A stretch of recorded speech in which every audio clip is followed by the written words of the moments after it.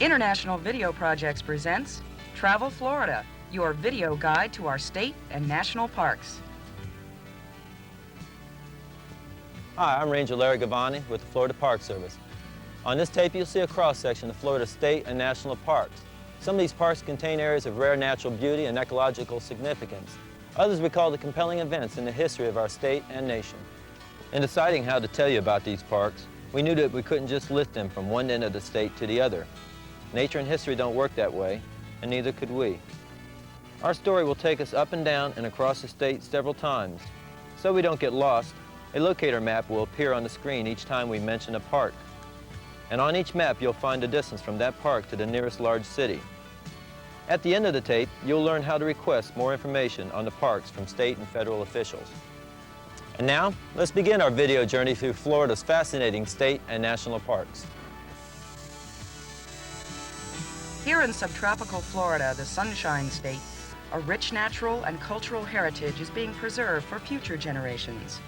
Working together toward this goal are officials of the Florida Department of Natural Resources and the United States Department of the Interior. They are helping unique ecosystems survive.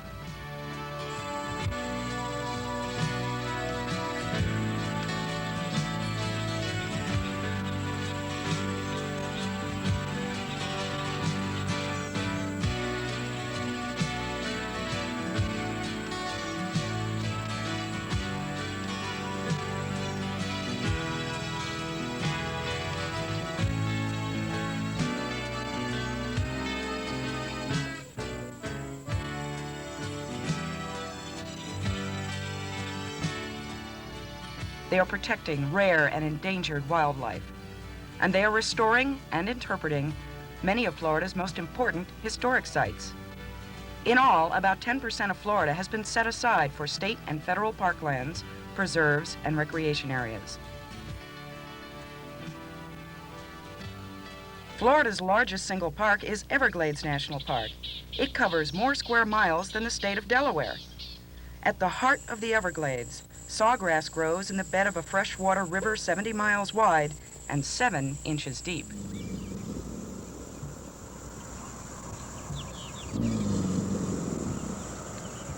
Alligators, great white herons, vultures, and a multitude of other birds and animals inhabit this watery expanse.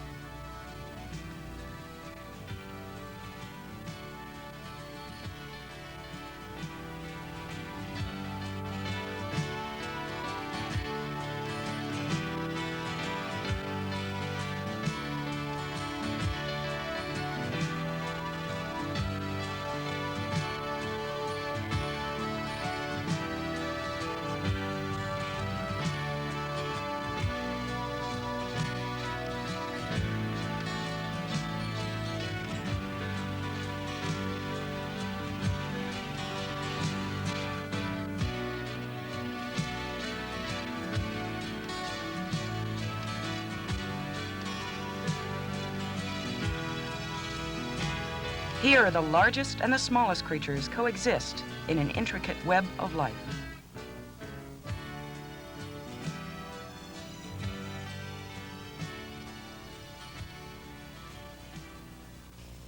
You can see that there's still some moisture left here. It's still very soft and moist. So that algae helps to preserve the moisture here during the dry season. It even produces oxygen, and that's the fish breathe in the water. So this does a lot. You can change this algae, and you can change that grass out there, that sawgrass, by adding polluted waters here. That sawgrass is replaced by a pollution-tolerant plant called cattails. Question to you, what do alligators eat? Raccoons and the alligator, when it's small, over half of its diet comes from this. What do you think apple snails eat? Mosquitoes. Algae. The algae, right here. That's right. So the clean water helps these animals to feed. Where the river of grass meets Florida Bay and the Gulf of Mexico stands a vast mangrove forest. Mangroves also thrive at DeSoto National Memorial in Bradenton. We've got 4 different types of mangroves here in the park, and 3 we have right here handy. This particular one that I've got a hold of right here is the red mangrove. It typically has a longer, kind of leathery leaf. And it also, the most distinguishing feature is the fact that the root system stands up like you were standing on fingers. And that's the dead giveaway for that one. It also puts down little shoots. As you see these coming down, they will go down to the ground and attach and form a good root system in there. The one other mangrove we have right here is the white. You can see that the barks are a little different, the leaves are a little different. This particular one has a small leaf. There's a little nodule right down here along the stem that you can see, and that's a dead giveaway for the white. You can always tell the white from that. Now, right across the trail here we have the black mangrove. Dead giveaway is the underside of the leaf. If you look at the underside of the leaf for the black, it's got this light color.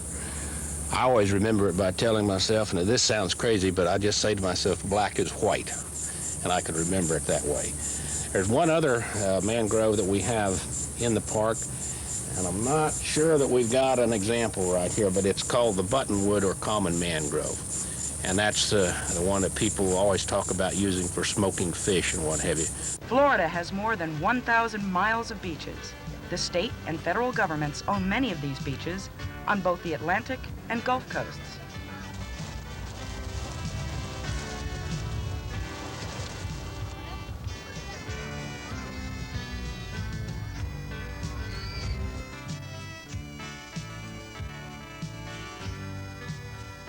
In much of North Florida, spectacular sand dunes rise behind the beaches.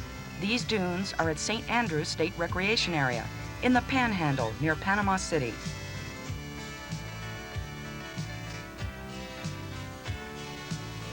Often you'll find sea oats growing on the dunes. Please don't pick them. Florida law protects sea oats because their long roots help to anchor the sand and build new soil. Elsewhere in North Florida, dense forests hug the edges of placid bays. Tomoka State Park is such a place. Here you can cycle down an uncrowded country road and picnic in a tranquil grove. In Tomoka State Park's sheltered estuaries and lagoons, tidal channels wind among hammocks of a salt marsh grass called Spartina. It's an ideal place to fish from a boat or from a bridge, and you can even catch blue crabs. But the most marvelous thing of all about Tomoka State Park is the chance to see wild manatees swim up to a dock and drink fresh water from a hose. Good stuff, huh?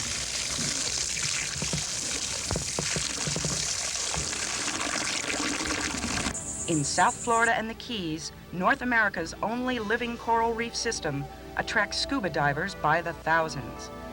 Of the 52 different species of corals in the Atlantic Reef System, you'll find 40 species in John Pennekamp Coral Reef State Park.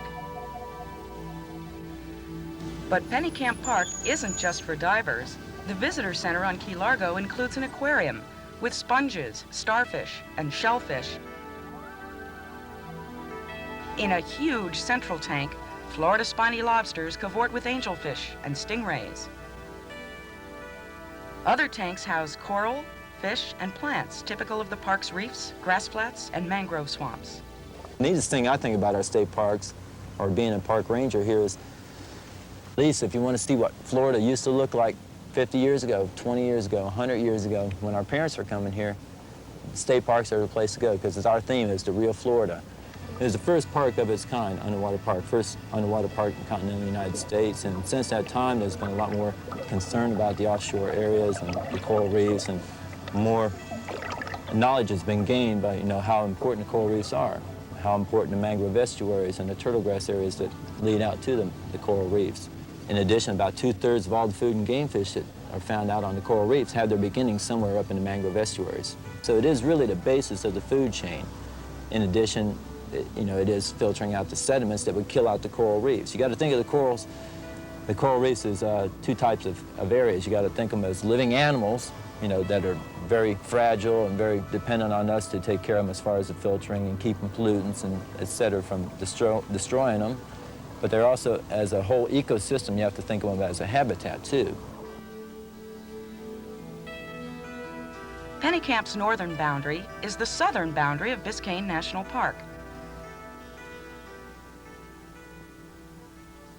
I've been diving the Keys for 20 years, and there's reef in Biscayne National Park that's as good or better than anything else in the rest of the Florida Keys, which is why I came here after running for 20 years in the rest of the Keys. And it's all controlled. The National Park Service strictly limits the activity here, and so the reefs are in great shape and they'll be preserved that way. And we're only 45 minutes from downtown Miami. Most of Biscayne's reefs are circular patch reefs, huge mounds of coral growing in 30 feet of water. Because they rise to within 4 or 5 feet of the surface, snorkelers can enjoy them with ease.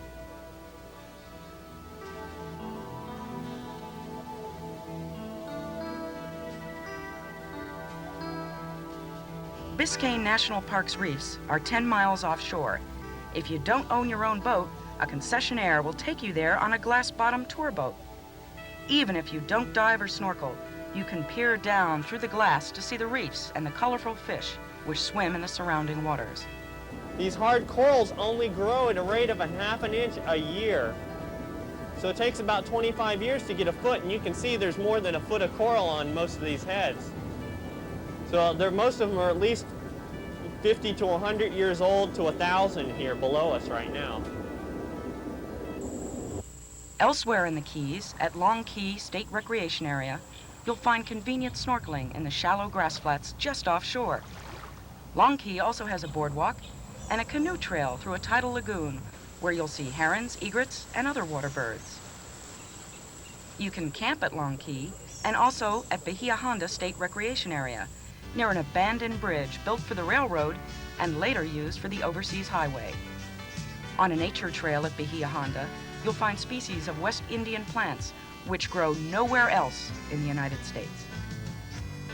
In the center of the state, at almost 200 major springs, fresh water gushes to the surface from porous layers of underground limestone rock. State parks surround a number of these springs.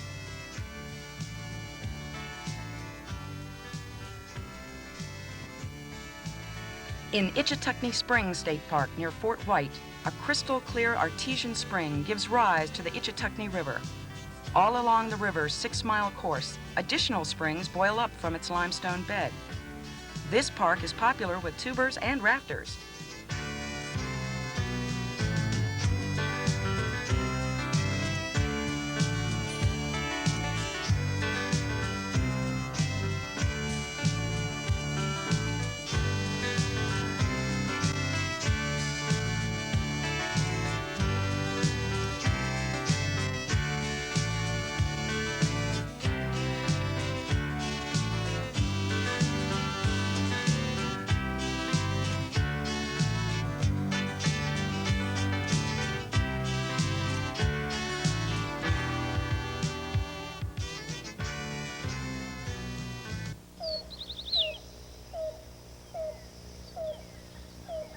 On summer days, you can beat the heat at Wekiwa State Park, north of Orlando.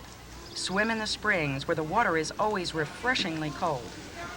Then rent a canoe and paddle down the Wekiwa River in the shade of giant cypress trees. You can also swim in the 70-degree waters of Wakulla Spring near Tallahassee. This is one of Florida's largest springs, discharging more than 20 million gallons of water a day. Downstream from the spring, tour boats explore the Wakulla River. Your ranger guide will point out the state park's abundant wildlife.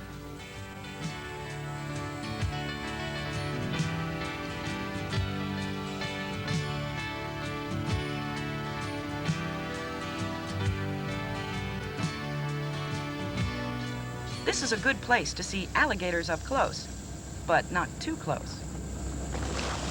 For many people, birds are the main attraction at Wakulla Springs State Park. 2 kinds of vultures and 9 species of herons and egrets live along the river. The anhinga, or water turkey, swims underwater to catch fish, then perches on a branch in the sun and hangs its wings out to dry. The limpkin is one of the rarest and shyest birds at Wakulla Springs. You may spot one perched in a tree or prowling the riverbank in search of the apple snails on which it feeds.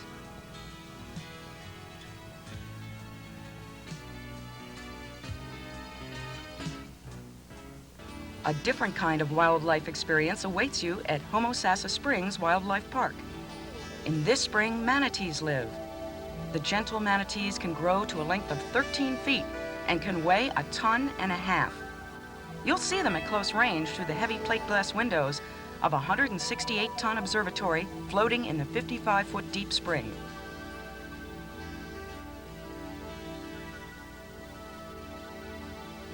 Keeping the manatees company are 34 kinds of freshwater and saltwater fishes, including popular sport fishing species such as snook, tarpon, and redfish.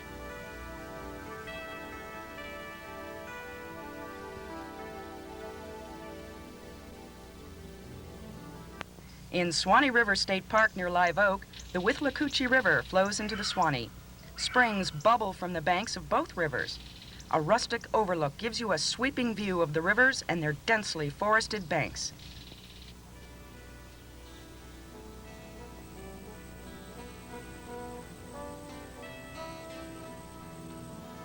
Wildlife also flourishes at Myakka River State Park, east of Sarasota. A ride on the Gator Gal tour boat will give you a good look at alligators and at birds such as these vultures and this little blue heron. Myakka River State Park is a popular spot for boating and fishing. On the uplands, the main park road winds through hammocks of majestic live oak trees. The long graybeards hanging from their outstretched limbs are Spanish moss.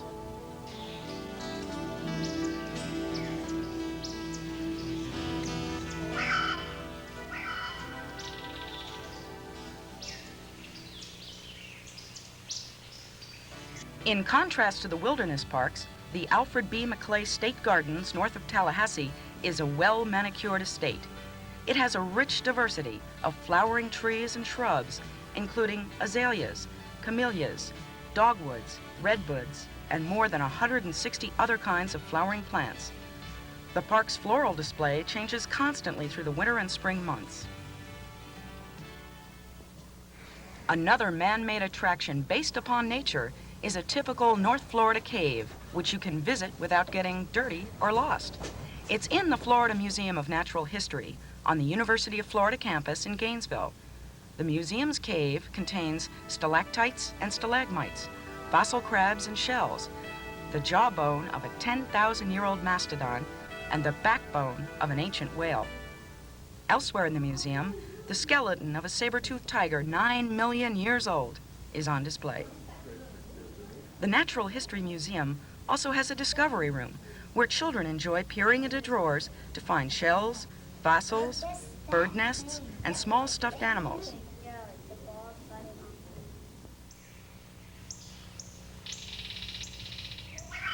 Also in the Gainesville area, don't miss the wild sandhill cranes at Paynes Prairie State Preserve. The prairie is a vast marsh surrounded by upland woods where wild turkeys dwell.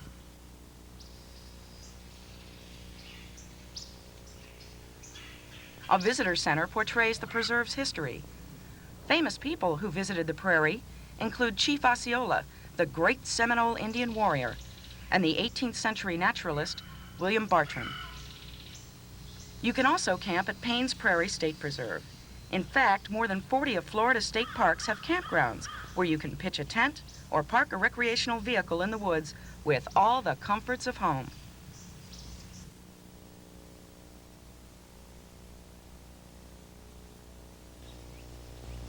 Park rangers maintain this living history encampment on the grounds of DeSoto National Memorial. As they keep the camp in order, these soldiers explain their equipment and lifestyle to visitors from the late 20th century.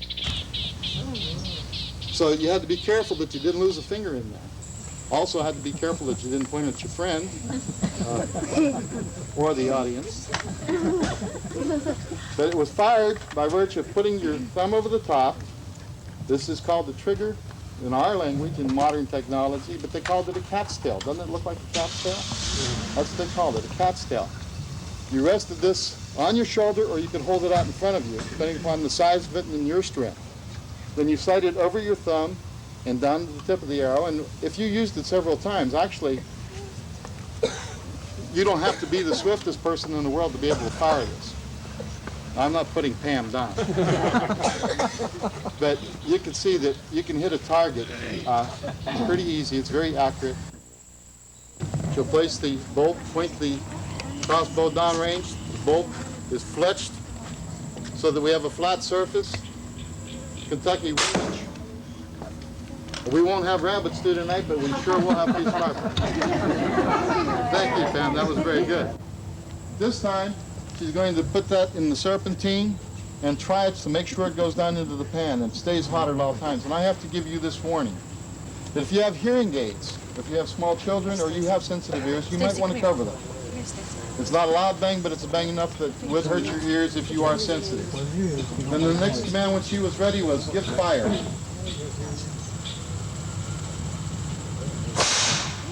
Uncock your mask. Take down your musket, carry your rest with it. Shoulder your musket. Marching with your musket, carry the rest.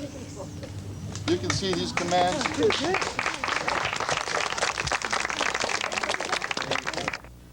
If you don't find the soldiers in camp, they're probably off hunting. Oh well, you can still visit the museum to see their weapons and armor on display. Then stroll the boardwalk through the mangroves to an overlook along the Manatee River, where you'll often find pelicans feeding. Don't leave without strolling down this grassy bank to gaze out over the water. Imagine that you are DeSoto and that you've just landed here to explore the new world. Indeed, you may be standing on the very spot where he came ashore. This monument commemorates DeSoto's arrival in Florida. It also marks the start of the DeSoto Trail, which extends the length of Florida and beyond. History also comes alive in St. Augustine at the Castillo de San Marcos National Monument. It's the oldest masonry fort in the United States. To the delight of visitors, local volunteers portray Spanish guardsmen serving at the Castillo in the early 1700s.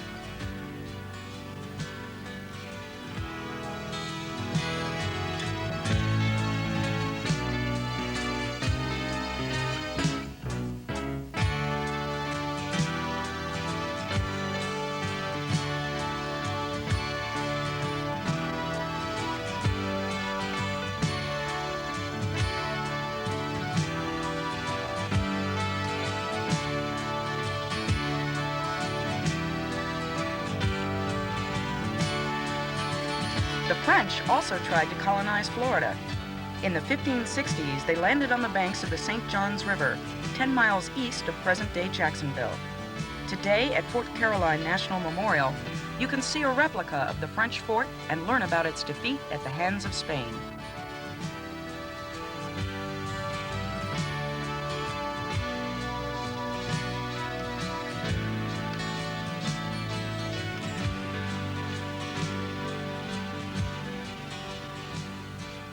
Fort Pickens on Santa Rosa Island was completed in 1834.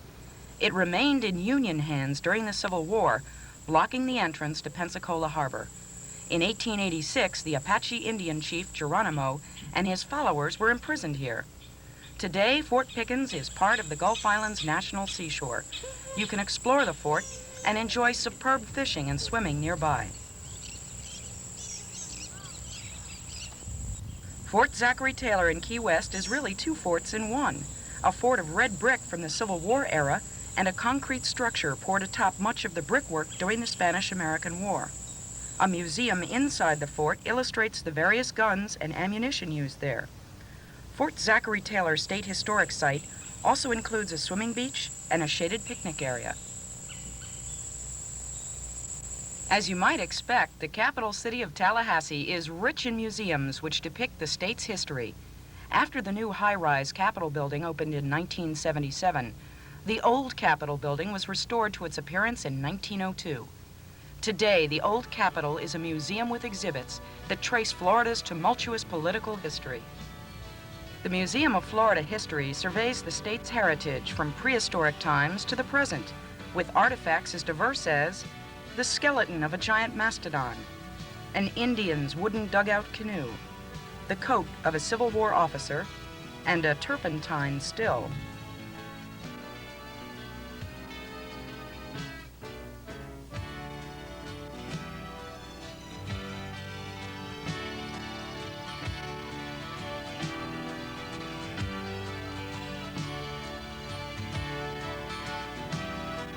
The state's official art museum in Sarasota was built by circus magnate John Ringling. It contains a collection of enormous paintings by the famed Flemish painter Peter Paul Rubens. The museum also displays other European masterpieces from the 14th to 18th centuries. These vividly colored tiles on the Columbia restaurant in Tampa's Ybor City reflect a vibrant Hispanic heritage. From the 1880s to the 1930s, Cuban immigrants made Ybor City the cigar-making capital of the world. Their story is told in the Ybor City State Museum, housed in the former Ferlita Bakery building. A tranquil garden beside the museum surrounds a bust of Ybor City's founder and namesake, Don Vicente Martinez Ybor.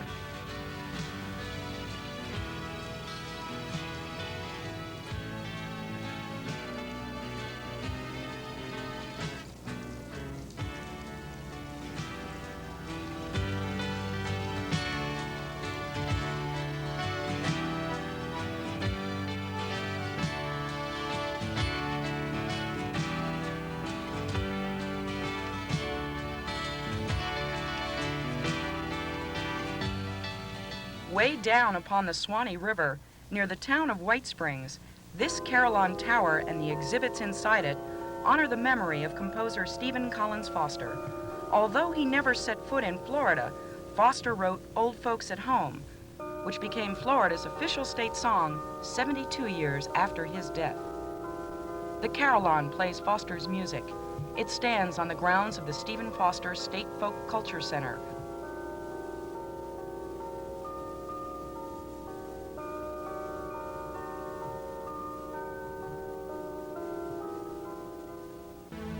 And so we conclude our celebration of Florida's natural beauty and rich fabric of history. We hope you've enjoyed this video tour of Florida state and national parks, and that you will now explore and experience for yourself the subtropical wonders of the Sunshine State.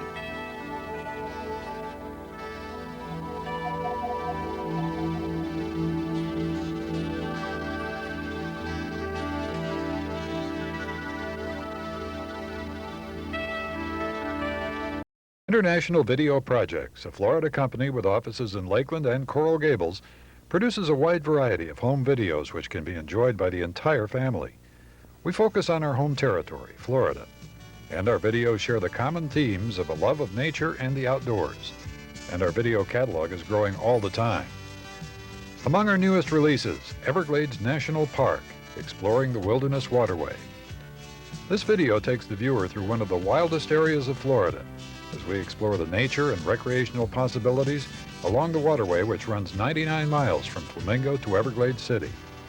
The video covers canoeing, boating, camping, fishing, and sightseeing. You'll see the spectacular birds and game fish of Everglades National Park and the 10,000 Islands, as well as historical points of interest. Another new production delves deeper into the history of this fascinating region. It's called Tales of the Everglades, Toch Brown's life in the 10,000 Islands. Born on Chokoloskee Island in 1920, Toch Brown weaves some fascinating tales of his pioneering family and the hard life in this wild and isolated region of Florida. Toch was a guide, stone crabber, pompano fisherman, gator hunter, and smuggler. In describing his exploits, Toch takes the viewer to some of his old haunts along the myriad waterways of the islands. Another of our nature videos focuses on the Corkscrew Swamp Sanctuary in southwest Florida. Our cameras take the viewer into the deepest regions of this pristine Audubon Society sanctuary, where we find alligators and magnificent wading birds among the cypress forest. The video includes a special emphasis on the endangered wood stork, which nests and raises its young here. The Florida panther is another endangered species which you'll probably never see outside this video. Fewer than 70 of these reclusive creatures remain in the wilds of southern Florida. Our cameras tell the story of the last remaining big cats in the eastern United States and the massive efforts now underway to prevent their extinction. Our cameras go underwater to study the habits of the Florida manatee, another endangered species. Sometimes called sea cows, these gentle creatures inhabit fresh and salt water throughout Florida. We also cover the preservation efforts in this production, which is the official video of Florida's Save the Manatee Club. Fewer than 350 of Florida's unique key deer remain, and another of our newest videos delves into the plight of these delightful animals. These are miniature white-tailed deer, no larger than a big dog, which live in a small area of the Florida Keys, sharing their territory with an ever-expanding human population. Our love for animals also led to the production of the programs A VIP Tour of Miami's Metro Zoo and The Koalas of Miami's Metro Zoo. Both of these videos were made before Metro Zoo was devastated by Hurricane Andrew. Our Best of Travel series features a video guide to all of the state and national parks in Florida. This series also covers the best things to see and do in Orlando and Central Florida, the best of Miami, and the best of the Florida Keys. While we focus on Florida, the International Video Project's cameras traveled beyond the Sunshine State borders to bring you yet another new video, Great Smoky Mountains Family Adventures. Join us as our cameras take you to mist-shrouded mountains, waterfalls, trout farms, swimming holes, whitewater rafting rivers, gem mines, and other attractions in and around Great Smoky Mountains National Park. Our cameras have also traveled overseas to bring you the best of Bermuda, the Cayman Islands, Peru, and Costa Rica. We even have a video especially for the younger travelers called The Best Things for Kids to Do in Florida. Some of the most beautiful waters in the world are featured in a series of diving videos starting with the artificial reefs off Miami. Our cameras went underwater in the nation's first underwater state park, John Pennekamp Coral Reef State Park off Key Largo. Visit some of the more than 700 shipwrecks in the waters around Bermuda. See the abundant marine life featured in Dive Key West. And marvel at the crystal clear waters, the friendly stingrays, and Sweet Lips the grouper in Dive Cayman. Those who prefer to do battle with giant game fish will love the spectacular action in Fish Costa Rica. From Pacific sailfish on the west coast to snook and tarpon on Costa Rica's east coast, this video is action-packed. So is Fish Key West, where the action covers tarpon, amberjack, and other species. Our video catalog also includes a tape for race fans, the Grand Prix of Miami, the first decade. See the fender-banging duels, the crashes, and meet such famed drivers as Emerson Fittipaldi, Jeff Brabham, Raul Boesel, and Michael Andretti. Nature lovers should look for 2 more additions to our series, which are now in production, the Ocala National Forest and the Okefenokee Swamp. All of our videos are available in the European PAL format, and many are also available in Spanish, French, and German, as well as English. To order any of these videos, call International Video Projects at 1-800-852-0662, or write to International Video Projects at 6700 South Florida Avenue, Suite 28, Lakeland, Florida, 33813.